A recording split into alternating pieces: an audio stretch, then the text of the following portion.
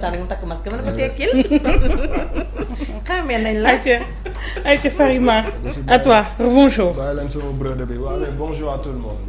maa ngi leen di nuyu bu baax a baax. tey nañ la bu baax a baax di amaat mbégte ànd ak yéen ci li nga xamante ni mooy Café Actu donc sans plus tarder nous allons démarrer avec la revue des titres tey fii nga xamante ni mooy Sans Limites TV régie bu baaxee rek ñu daal di tàmbali. taf na. alors. lundi 28 avril dañu koy tàmbali ak le Dakarois quotidien le Dakarois quotidien daal dina dem fële nga xamante ni mooy ca Guinguinéo à soif mooy titraay bi nga xamante ni daal dina koy indi sécurité alimentaire survie humaine et du bétail en péril lii nag nekk ab problème boo xamante ni daal dina fay am ba tax na ñoom ñu daal di koy indi ci bataaxal nag le ministre le député plutôt de Guinguinéo mi nga xamante ni mooy le premier vice-président de l'Assemblée nationale itam daal dina tontu andi na ay leeral yu bëree bëri yoo xamante ni teg na ko ci que ni waa OFOR actuellement ñu ngi dégg à pied d'œuvre ngir rek mën a rétablir la situation foofee nga xamante ni mooy ci zone bi ngir mën a permettre en tout cas à tous les Sénégalais de bénéficier ci ndox moomee nga xamante ni mbir mu vital la pour leur survie et la survie en tout cas des bétails ak lépp li nga xamante ni daal dina koy soxla waaye itam le Dakar waa wax na si dialogue national bi la mu Ndiaye Cissé nag yëkkati na ay kàddu la mu wax dafa daal di mettre en garde contre la politique de la chaise vide maanaam la muy bañ mooy ñi nga xamante ni tàmm nañu bañ a dem teewee yooyu leen ndaje ñu daal di koy daal di continuer parce que dañoo war a ñëw teewee li nga xamante ni mooy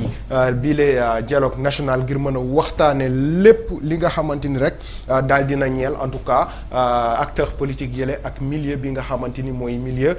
politique bile. Ziguinchor seulement 9,08% des élèves en série scientifique l'ASES tire la sonnette d'alarme lii itam mu nekk une situation boo xam ne dafay prévaloir surtout le Sénégal ñi nga xamante ni rek mooy scientifique yi ñoo gën a néew fuuf littéraire yi la tax na rek fi mu toll nii ñu ngi nekk ci ay réformes ngir mën a xool naka lañ koy daal di doxalee ñu dem. ginnaaw la Dakar waa Walf Quotidien daal dina ñëw ci nouveau patron de l'AFP gannaaw nag ay at moom Moustapha Niasse daal di koy jiite mu mel ni fi mu toll nii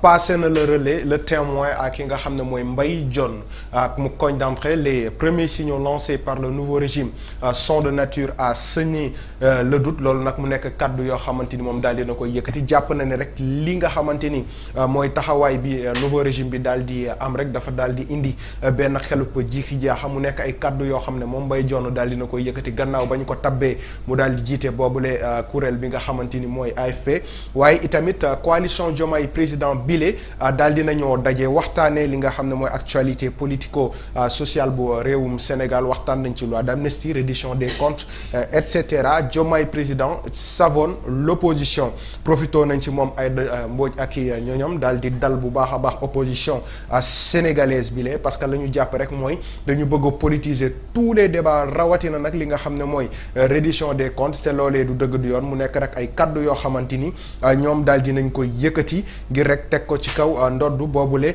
opposition résiliation des contrats de publicité menace de fermeture d'organes blocage de l'aide annuelle le PIT dit halte à l'asphyxie de la presse lii itam mu nekk beneen coow boo xamante ni actuellement daal dina def bruit bu bëree bëri par rapport ak communiqué bi nga xam ne ministère bi génnee na ko ngir médias yi nga xam ne ne sont pas conformes en tout cas à la réglementation en vigueur ñu daal di cesser d'émettre ngir rek ñu daal dem ci yooyu les régularisations lañ ca jàpp nag mooy li nga xam ne mooy nouveau régime dafa bëgg asphyxier la presse amul mu nekk nag débat boo xamante ni fi mu toll nii daal dina tegu fii ci réewum Sénégal ñu dem.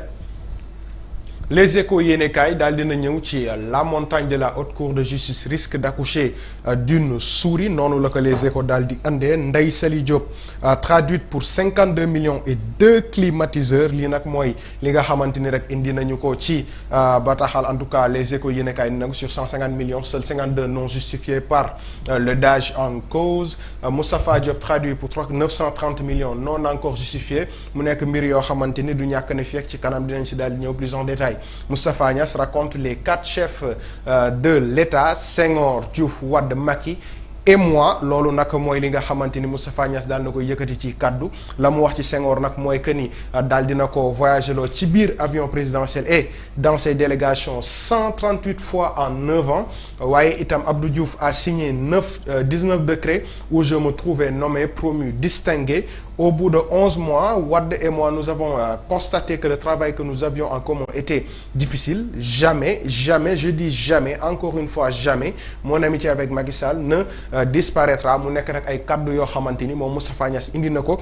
ngir mën a wane rek proximité bi nga xamante ni amoon na ko avec tous les régimes yi nga xamante ni depuis 1960 ba 2024 bi ñu génn nii moom daal dina koy am ak régime yi la ngir mën a wane rek taxawaay bi nga xam ne ak poigne politique bi nga xam ne moom Moustapha Niasse daal na koy am gannaaw ba muy jox lenge yi ki nga xam ne mooy Mbaye Dione bu parti AFP ñu dem. Sud Quotidien ñëw na ci conférence des leaders de la coalition Diomaye président opposition OFNAC reddition des comptes en ligne de mire loolu mooy titraay bi nga xam ne indi nañu ko mu nekk nag en grande pompe les thèmes majeurs yi nga xam ne développé nañ ko ci seen ndaje boobule Aïda Mbodj dénoncé na une opposition de médisance de calomnie de désinformation waaye itam Waly Diouf Bodian ñëwaat na ci OFNAC mu ne est le siège de l'enregistrement illicite loolu la daal di bind en tout cas te man l'enrichissement en tout cas la jàppoon waaye enregistrement nañ jàpp ni peut-être erreur de frappe la dans tous les cas mu nekk mbir moo xamante ni rek moom Waly Diouf Bodian daal dina ci yëkkat ñëwaat bu baax a baax mu mel ni nag ce sont des avis qui divergent parce que ñu ngi dégg am ay juristes yoo xamante ni amaana mën nañu bañ a dem fële nga xamante ni mooy OFNAC waaye PJF rek mën na liggéey ci li nga xam ne mooy wàllum enrichissement illicite dans tous les cas débat la boo xamante ni ça va se poser et plus de détails dinañ ko daal di andi funérailles du pape François itam le monde en prière autour du frère pasteur du monde itam moom itam daal dinañ koy jébbal boromam waaye itam daal dinañ koy ñaanal ñu dem. Grand panel daal dina ñëw ci congrès de l'AD Penco mobilisation record et offensive politique au CICES loolu la daal di andi waaye itam tentative de suspension des médias au Sénégal une entrave au droit d'informer noonu lañ ko daal di jàppee ñoom grand panel article 19 dénonce un système de censure incompatible avec la liberté de la presse le PIT tire la sonnette d'alarme une entreprise de musellement de la liberté d'expression selon Thierno Alassane Sall encore Aliou Top appelle à l'unité et à la réforme dans le secteur de la presse la CAP face à la presse demain à 11h mu mel ni nag lii nga xamante ni Aliou Top daal dina koy wax itam nekk na loo xamante lu am solo la à savoir réformer secteur presse bi waaye itam code de la presse bi nga xamante ni actuellement ça fait défaut en beaucoup de points mu nekk nag mbir moo xamante ni war nañ ko daal di joyantiwaat tegaat ko ci yoon ba nga xamante ni rek dinañu mën a accéder en tout cas à la pleine liberté de la presse selon les règles et lois établies ñu dem.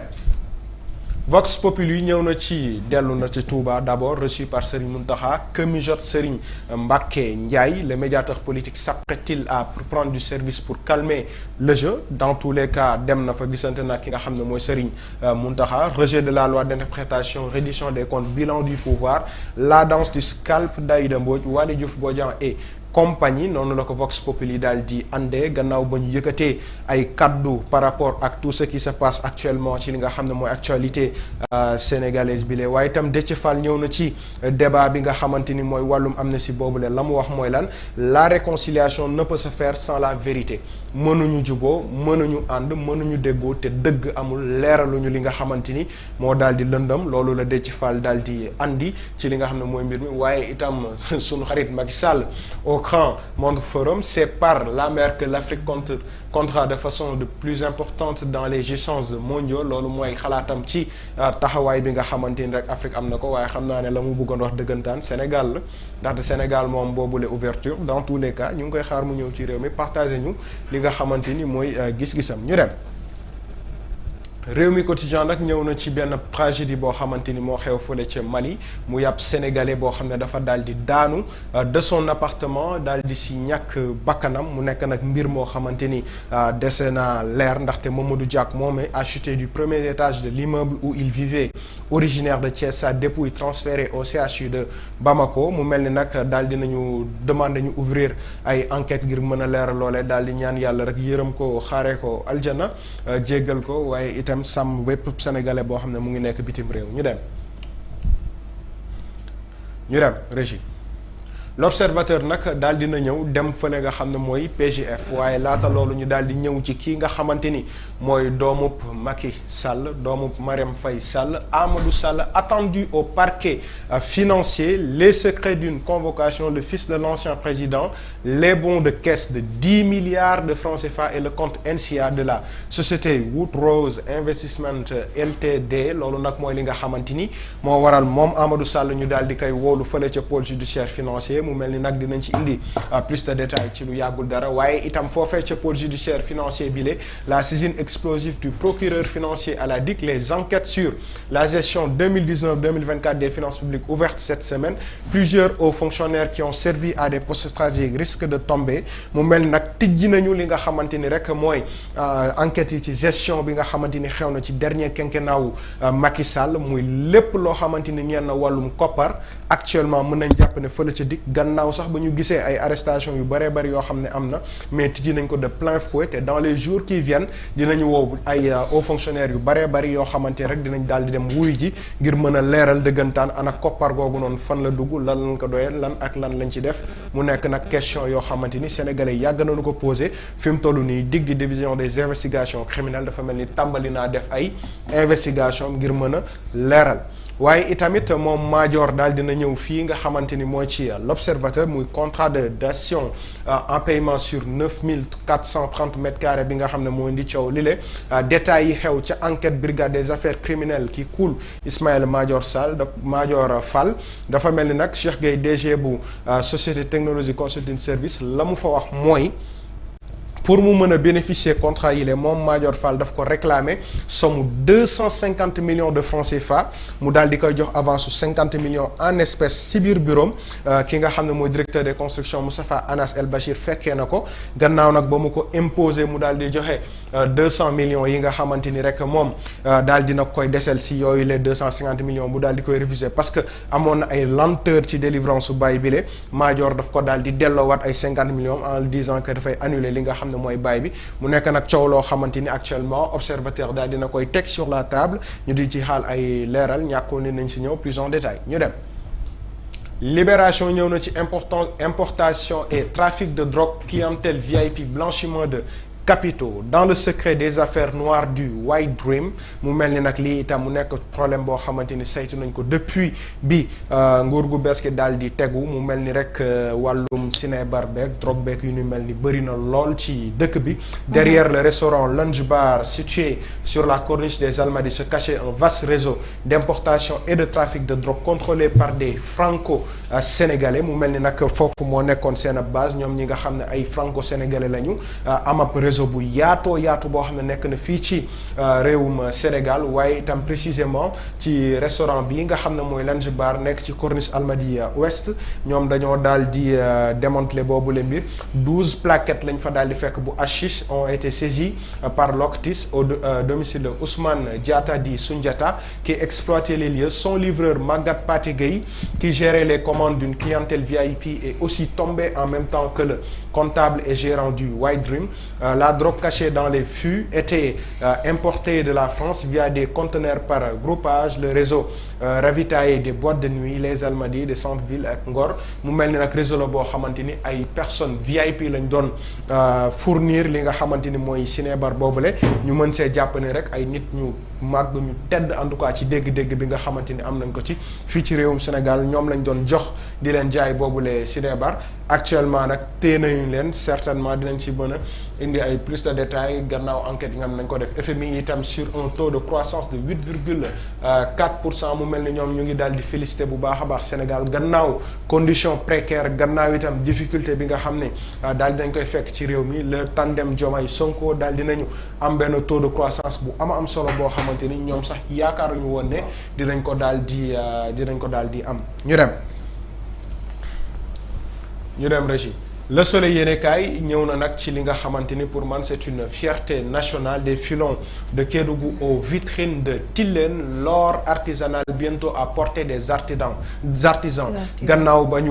jooyee bu baax a baax ci li nga xam ne mooy suñuy ressources minières rawatina ressources aurifères yi nga xam ne am na fii ci réewum Sénégal ñoom artisans yi tëgg yi nga xam ne nekk nañu fii ci Sénégal jooyoon lool nag ci or bi nga xam ne mu ngi jóge Sabadola ak li ko wër mais ñoom duñ ci mën a am accès dañuy obligé dem à l'extérieur di ko jëndi mu mel ni fi mu toll ni comptoir national bi nga xam ne soxla nañu ko yàgg nañu ko jooy état du Sénégal mu ngi ci liggéey à travers la SOMISEN ngir mën a apporter en tout cas li nga xam ne mooy ab solution ci seen problème boobule ngir mën a créer boobule comptoir permettre en tout cas ñëpp ñi nga xam ne ay artisans lañu mën a accéder ci orub Sénégal bi la fii ci réewum Sénégal transformer ko liggéey ko na mu waree loolu nag mu nekk mbir mu am solo en tout cas FONSIS ak SOMISEN daal dinañu ànd ak société de raffinage du jigéen ñi kontaan nañ lool buñ ci jotee mu yomb ci ñun gramme d'or bi cher. dëgg bu leer. dëgg la yàlla bëgg. parce que tey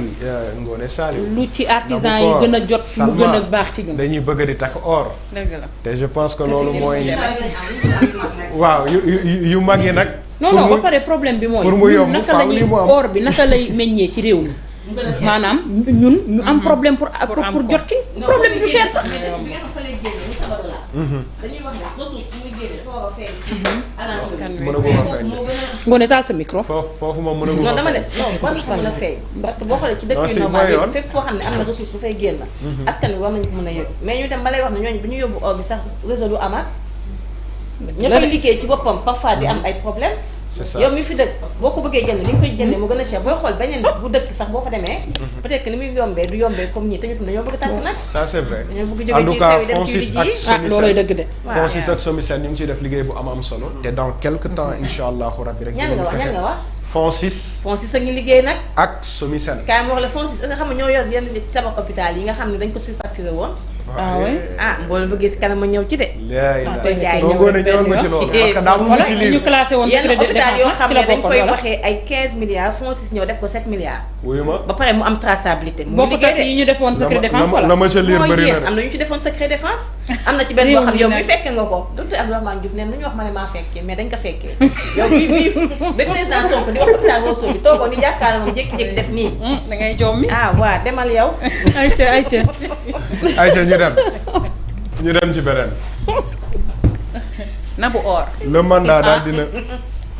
débat ñëw ci dissolution de l'OFNAC Waly Diouf Bodian pose le débat ngir ñu xool naka la ñuy réformer waat boobule OFNAC mu mel ni itam mbir la boo xamante ni gisoon nañu déjà communiqué boo xam ne génnoon na aller dans ce sens là waaye itamit congrès ordinaire alliance Penco Moussa Tine annonce des profondes réformes mu mel ni ñoom itam ñu ngi daal di defaru fi mu ne nii dafa mel ni daal parti politique yi ku ci ne yaa ngi jéem a xool naka ngay organiser wu waat ndaxam dañuy waajal dialogue bi de wala bokk li nga xam ne dafay découler ci dialogue boobu loolu mu nekkee question am ne dama koy teg ci table bi ci kanam nañ ci ñëw bu baax a baax ñu dem ayca ñu dem régie com da ngay naraw wala qu'est-ce qui se passe le Dakarois Sport daal dina delloo fële ca Dakar Arena Ball 5 face à Creole Star du Cap-Vert l'ASC Ville de Dakar à 2 paniers de la gloire démb nag malheureusement dañoo perdre li nga xam ne mooy suñu deuxième match à 3 points d'écart mais quand même on a une très belle équipe boo xamante ni ñu ngi def lu am solo parce que ku seetaan premier match bi avec Monastir vraiment c'était chaud mais ils nous ont régalé quand même di indi match bu am solo mais aussi ce qu'on aime le plus mooy peut-être pluralité bi nga xam ne am na ci équipe bi y a des Sénégalais y a des Nigérians y a des Américains pour faire vivre mais daa mel ni Sénégalais yi laa ci gën a bàyyi xel ci mel ni Arouna ak Djibril je pense c'est Arouna non Arouna Abdoulaye c'est un Nigérian c'est un Nigérian dafa niroog ñun di ceebu jën bi dafa jàppale c'est un Nigérian non moo tax maanaam man bool bi neex sax keneen ki Djibril comment il s'appelle Djibril c'est est-ce que santul booy xaw ma non loolu kooku c'est un Sénégalais mën nañ mais premier match bi bi ñuy soog a démarrer top 5 bi c'était il y avait qu'un seul Sénégalais c'était le capitaine tout le reste c'était des Nigérians mooy président demee waaw soldat lu kii dans le premier ministre loolu tam war nañ ko lijjanti dëkk bee neex en tout cas daal dégg naa il paraît que dañ doon xëccoo daal lii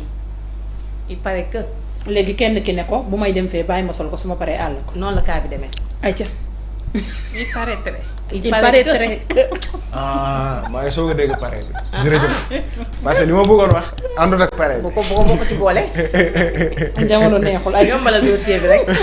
mu ngi noonu en tout cas ASC Ville de Dakar bool bi tàmbali na maintenant nag y a un problème boo xam ne je pense que tous les amateurs de basketball daal dinañ koy seetlu mooy la présence des entreprises nationales ci bool bi. Et je pense que ça c'est un appel que nous faisons